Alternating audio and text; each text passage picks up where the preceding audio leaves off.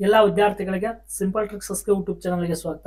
ಬನ್ನಿ, 6ನೇ ತರಗತಿಯ ಸಮಾಜ ವಿಜ್ಞಾನ ಅಧ್ಯಾಯ 3 ಒಳಗಡೆ ನಮ್ಮ ಹೆಮ್ಮೆಯ ರಾಜ್ಯ ಕರ್ನಾಟಕ ಅದ್ರ ಒಳಗಡೆ ಎರಡು ವಿಭಾಗಗಳನ್ನು ಈಗಾಗಲೇ ಬಿಡಿಸಿದ್ರಿ. ಇವತ್ತ ಕಲಬುರಗಿ ವಿಭಾಗದ ಅಭ್ಯಾಸ ಪ್ರಶ್ನೆಗಳನ್ನ ಡಿಸ್ಕಸ್ ಮಾಡೋಣ. ಈ ಅಭ್ಯಾಸ ಇನ್ನೊಂದು ಬೆಳಗಾವಿ ವಿಭಾಗದ ಅಭ್ಯಾಸ ಪ್ರಶ್ನೆಗಳನ್ನ ಹೇಳಿದಪ್ಪ ಅಂದ್ರೆ ಈ ಅಧ್ಯಾಯ ಕಂಪ್ಲೀಟ್ ಆಗ್ತದೆ.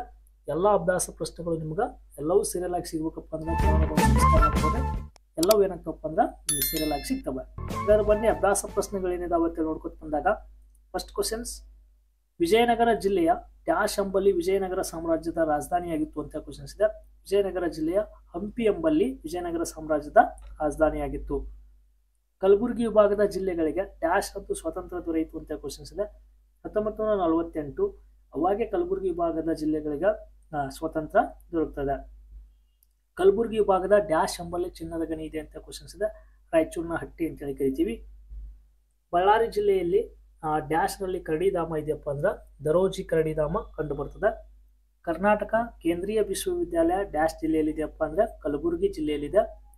ವಿಜಯನಗರ ಜಿಲ್ಲೆಯ ಹಂಪಿಯಲ್ಲಿರುವ ವಿಶ್ವವಿದ್ಯಾಲಯದ ಹೆಸರೇನಪ್ಪ ಅಂದ್ರೆ ಕನ್ನಡ ವಿಶ್ವವಿದ್ಯಾಲಯ. 1 ಮಾರ್ಕ್ಸಿನ ಪ್ರಶ್ನೆಗಳು, ಸಂವಿಧಾನದ ಯಾವ ಅನುಚ್ಛೇದದಲ್ಲಿ ಕಲಬುರಗಿ ವಿಭಾಗದ ಜಿಲ್ಲೆಗಳಿಗೆ ವಿಶೇಷ ಸ್ಥಾನಮಾನ ನೀಡಲಾಗಿದೆ ಅಂತ ಕ್ವಶನ್ಸ್ ಇದೆ. ಸಂವಿಧಾನದ 371 ವಿಧಿಯಲ್ಲಿ. ನಿಜಾಂ ಸಂಸ್ಥಾನವು ಯಾವ ವರ್ಷದಂದು ಭಾರತ ಗಣರಾಜ್ಯದಲ್ಲಿ ವಿಲೀನಗೊಂಡಿತು ಅಂತ ಕ್ವಶನ್ಸ್ ಇದೆ. ಸೆಪ್ಟೆಂಬರ್ 17, 1948ರಲ್ಲಿ ನಿಜಾಂ ಸಂಸ್ಥಾನವು ಭಾರತ ಗಣರಾಜ್ಯದಲ್ಲಿ ವಿಲೀನಗೊಂಡಿತು.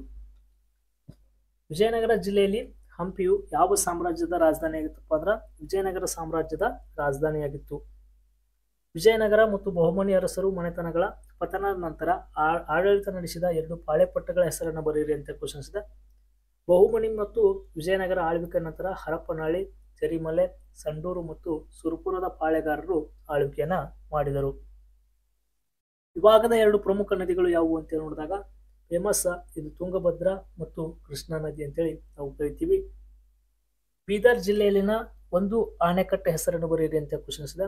ಕಾರಂಜಿ ಅಣೆಕಟ್ಟು ಬೀದರ್ ಜಿಲ್ಲೆಯಲ್ಲಿ ಕಂಡು ಬರುತ್ತದೆ. ಬಳ್ಳಾರಿ, ವಿಜಯನಗರ ಮತ್ತು ರಾಯಚೂರು ಜಿಲ್ಲೆಗಳಿಗೆ ನೀರಾವರಿಯನ್ನು ಒದಗಿಸುತ್ತಿರುವ ಅಣೆಕಟ್ಟು ಯಾವುದಪ್ಪ ಅಂದ್ರೆ ತುಂಗಭದ್ರಾ ಅಣೆಕಟ್ಟು ಅಂತೇಳಿ ಕರೀತಾರೆ. ಕಲಬುರಗಿ ವಿಭಾಗದ ಪ್ರಮುಖ ಉದ್ದಿಮೆಗಳನ್ನ ಹೆಸರಿಸಿ ಅಂತ ಕ್ವಶನ್ಸ್ ಇದೆ. ಕಬ್ಬಿನ ಮತ್ತು ಉಕ್ಕು ಕೈಗಾರಿಕೆಗಳಿದಾವೆ, ಸಕ್ಕರೆ ಕೈಗಾರಿಕೆಗಳಿದಾವೆ, ಸಿಮೆಂಟ್ ಕಾರ್ಖಾನೆಗಳಿದಾವೆ.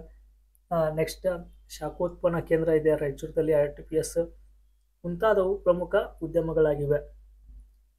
ಕಲಬುರಗಿ ವಿಭಾಗದ ಯಾವ ಜಿಲ್ಲೆಯಲ್ಲಿ ಬೃಹತ್ ಕಬ್ಬಿಣದ ಅದಿರು ನಿಕ್ಷೇಪಗಳಿವೆ ಅಂತ ಕ್ವಶನ್ಸ್ ಇದೆ.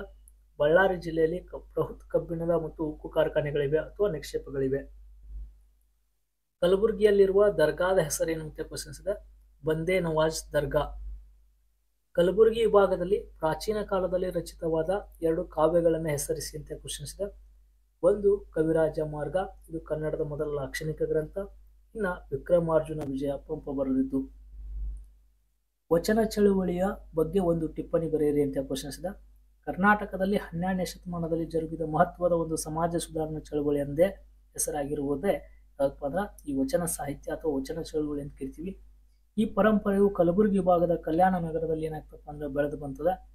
ಅವಾಗಿನ ಕಾಲದಲ್ಲಿ ವಚನ ಚಳುವಳಿ ಒಳಗಡೆ ಬಸವಣ್ಣ ಆಗಲಿ, ಹಲವು ಪ್ರಭುಗಳು, ಅಕ್ಕಮಹಾದೇವಿಗಳು, ಜೇಡರ ದಾಸಿಮಯ್ಯ ಮುಂತಾದ ಶಿವಶರಣರು ಸಿದ್ಧಿ ಸಾಧನೆ ಮಾಡಿದ ಕಾರ್ಯಕ್ಷೇತ್ರ ಈ ಕಲಬುರಗಿ ವಿಭಾಗ. ದಾಸ ಸಾಹಿತ್ಯದಲ್ಲಿ ಸಾಧನೆ ಮಾಡಿದ 2 ದಾಸ ಶ್ರೇಷ್ಠರ ಹೆಸರನ್ನು ಬರೆಯಿರಿ ಅಂತ ಕ್ವಶನ್ಸ್ ಇದೆ. ದಾಸ ಅಂದ ತಕ್ಷಣ ನಮ್ಗೆ ನೆನಪಾಗೋದು ಪುರಂದರದಾಸರು ಮತ್ತು ಕನಕದಾಸರು. ಇವರು ಅಶ್ವಿನಿಯ ನಕ್ಷತ್ರ ದೇವತೆಗಳು ಅಂತೇಳಿ ಕೂಡ ನಾವು ಕರೀತಾರೆ ಇವ್ರನ್ನ. ಶ್ರೀ ವ್ಯಾಸರಾಯರು ಕೂಡ ಈ ದಾಸ ಸಾಹಿತ್ಯದಲ್ಲಿ ಪ್ರಮುಖರು. ಕಲಬುರಗಿ ವಿಭಾಗದ ಜನಪದ ಕುಣಿತಗಳನ್ನು ಹೆಸರಿಸಿ ಅಂತ ಕ್ವಶನ್ಸ್ ಇದೆ. ದೊಡ್ಡ ಆಟ, ಸಣ್ಣ ಆಟ, ತೊಗಲುಗೊಂಬೆ ಪ್ರದರ್ಶನ ಮುಂತಾದವು ಈ ಕಲಬುರಗಿ ವಿಭಾಗದ ಜನಪದ ಕುಣಿತಗಳು. ಈ ವಿಭಾಗದ ರಾಯಚೂರು ಜಿಲ್ಲೆಯಲ್ಲಿರುವ ವಿಶ್ವವಿದ್ಯಾಲಯ ಯಾವುದು ಅಂತ ಕ್ವಶನ್ಸ್ ಇದೆ. ರಾಯಚೂರು ಒಳಗಡೆ ಕೃಷಿ ವಿಶ್ವವಿದ್ಯಾಲಯ ಕಂಡು ಬರ್ತದೆ. ಬಳ್ಳಾರಿ ಜಿಲ್ಲೆಯಲ್ಲಿರುವ ವಿಶ್ವವಿದ್ಯಾಲಯ ಯಾವುದು ಅಂತ ಕ್ವಶನ್ಸ್ ಇದೆ. ಬಳ್ಳಾರಿಯಲ್ಲಿ ವಿಜಯನಗರ ಶ್ರೀಕೃಷ್ಣ ದೇವರಾಯ ವಿಶ್ವವಿದ್ಯಾಲಯ ಕಂಡು ಬರ್ತದೆ. ಕನ್ನಡ ವಿಶ್ವವಿದ್ಯಾಲಯವು ಯಾವ ಸ್ಥಳದಲ್ಲಿದೆ ಅಂತ ಕ್ವಶನ್ಸ್ ಇದೆ. ಕನ್ನಡ ವಿಶ್ವವಿದ್ಯಾಲಯ ಹಂಪಿಯಲ್ಲಿ ಕಂಡು ಬರ್ತದೆ. ಕಲಬುರಗಿ ವಿಭಾಗದಲ್ಲಿ ಸ್ವಾತಂತ್ರ್ಯ ಹೋರಾಟದ ಜೊತೆಯಲ್ಲಿ ಮತ್ತೆರಡು ಚಳವಳಿಗಳು ನಡೆದವು. ಅವು ಯಾವುವು ಅಂತ ಕ್ವಶನ್ಸ್ ಇದೆ. ಒಂದು ನಿಜಾಂ ಸಂಸ್ಥಾನದ ವಿಮೋಚನಾ ಚಳವಳಿ ಅಂತೇಳಿ ಕರಿತೀವಿ. ಇನ್ನೊಂದು ಕರ್ನಾಟಕ ಏಕೀಕರಣ ಚಳವಳಿ ಅಂತೇಳಿ ಕರಿತೀವಿ. ನಿಜಾಮನ ಖಾಸಗಿ ಸೇನೆಯ ಹೆಸರೇನು ಅಂತೇಳಿ ಕ್ವಶನ್ಸ್ ಇದೆ. ರಜಾಕಾರರು ಅಂತೇಳಿ ಕರೀತಾರೆ. ಇದು ನಿಜಾಮನ ಖಾಸಗಿ ಸೈನ್ಯದ ಹೆಸರಾಗಿತ್ತು. ಕಲಬುರಗಿ ವಿಭಾಗದಲ್ಲಿ ಸ್ವತಂತ್ರ ಚಳವಳಿಯ ವಿಭಾಗವಾಗಿ ಆರಂಭವಾದ 2 ರಾಷ್ಟ್ರೀಯ ಶಾಲೆಗಳ ಹೆಸರನ್ನು ಬರೆಯಿರಿ ಅಂತ ಕ್ವಶನ್ಸ್ ಇದೆ. ಒಂದು ನೂತನ ವಿದ್ಯಾಲಯ ಕಲಬುರಗಿ 1907ರಲ್ಲಿ, ಉಸ್ಮಾನಿಯಾ ರಾಷ್ಟ್ರೀಯ ಶಾಲೆ ಚಿಂಚೋಳಿ, ವಿದ್ಯಾನಂದ ಗುರುಕುಲ ಕುನ್ನೂರು 1922ರಲ್ಲಿ, ಹಮ್ದರ್ದ್ ರಾಷ್ಟ್ರೀಯ ಶಾಲೆ ರಾಯಚೂರು ಇದು ಕೂಡ 1922ರಲ್ಲಿ ಸ್ಥಾಪನೆ ಆಗ್ತವೆ. ಇನ್ನು ಹೈದರಾಬಾದ್ ನಿಜಾಮರ ಸಂಸ್ಥಾನ ಯಾವ ದಿನಾಂಕದಂದು ಭಾರತ ಗಣರಾಜ್ಯದಲ್ಲಿ ವಿಲೀನಗೊಂಡಿತು? ಸೆಪ್ಟೆಂಬರ್ 17, 1948ರಲ್ಲಿ ಭಾರತ ಗಣರಾಜ್ಯದಲ್ಲಿ ಇದು ವಿಲೀನಗೊಳ್ಳುತ್ತದೆ. ಇನ್ನು ಕಲಬುರಗಿ ವಿಭಾಗದ ಪ್ರಮುಖ ಸ್ವಾತಂತ್ರ್ಯ ಹೋರಾಟಗಾರನ ಹೆಸರೇನು ಅಂತ ಕ್ವಶನ್ಸ್ ಇದೆ. ಶ್ರೀ ರಮಾನಂದ ತೀರ್ಥ ಅವರು ಈ ಭಾಗದ ಪ್ರಮುಖ ಸ್ವಾತಂತ್ರ್ಯ ಹೋರಾಟಗಾರರು ಅಂತೇಳಿ ಇವ್ರನ್ನ ಕರಿತೀವಿ. ಇಷ್ಟು ಈ ಅಭ್ಯಾಸದ ಅಥವಾ ಈ ವಿಭಾಗದ ಅಭ್ಯಾಸ ಪ್ರಶ್ನೆಗಳಾಗಿದ್ದಾವೆ. ಇನ್ನು ಕೊನೆಯ ಒಂದು ವಿಭಾಗ ಬೆಳಗಾವಿ ವಿಭಾಗ ಒಂದು ಹೇಳಿದ್ರೆ 6ನೇ ತರಗತಿಯ ಭಾಗ 1 ಸಂಪೂರ್ಣವಾಗಿ ಎಲ್ಲವೂ ಅಭ್ಯಾಸ ಪ್ರಶ್ನೆಗಳನ್ನು ಬಿಡಿಸಿದ್ದೀವಿ. ಸಬ್ಸ್ಕ್ರೈಬ್ ಮಾಡ್ಕೊಡ್ರಿ. ನಿಮ್ಗೆ ಎಲ್ಲವೂ ಸೀರಿಯಲ್ ಆಗಿ ಸಿಗ್ತವೆ ಅಥವಾ ಪ್ಲೇಲಿಸ್ಟಲ್ಲಿ ಯಾವುದು ಬೇಕು ಅದನ್ನು ನೀವು ಬರ್ಕೋಬಹುದು. ಓಕೆ, ಧನ್ಯವಾದಗಳು.